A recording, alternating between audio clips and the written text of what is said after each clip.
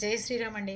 చిరంజీవి గారు అంతటి ఆయనకి మున్సిపాలిటీ అధికారులతో తప్పలేదు. కేంద్ర మంత్రి, మెగాస్టార్,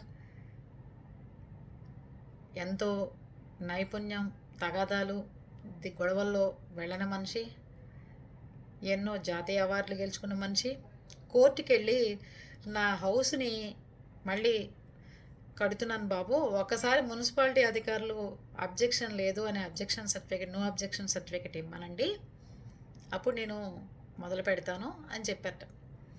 మున్సిపాలిటీ అధికారుల దగ్గరికి వెళ్ళి ఎన్నిసార్లు చెప్పినా ఉపయోగం లేక కోర్టుకి వెళ్ళారు. కోర్టు వెంటనే ఆర్డర్ వేసింది, చూడండి ఇట్లా సంగతి అని. ఇలాంటి వాటికి అసలు రారండి వాళ్ళు. కూల్చేయాలంటే గృహప్రవేశం చేసిన గంటకి, లేదు అంటే కొబ్బరికాయ కొట్టి శంకుస్థాపన చేసి ఇల్లు స్టార్ట్ చేసి స్లాబ్లు అయిన ఇంటికి, ఇట్లాంటి ఇంటికి అయితే వెంటనే ప్రొక్లైనర్లు వచ్చేస్తాయి, మనుషులు వస్తారు, హంగామాలు చేస్తారు, కూల్చేస్తారు. అరే పర్మిషన్ ఇవ్వండిరా, పర్మిషన్ ఇచ్చిన తర్వాత నేను స్టార్ట్ చేస్తానురా అంటే ఏ అధికారి స్పందించడు.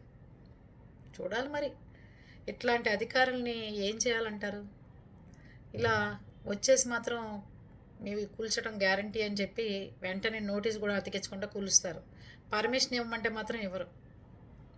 ఆలోచిద్దాం, చిరంజీవి గారికి అంత జరిగితే మనలాంటి వాళ్ళ పరిస్థితి ఏంటండి చెప్పండి.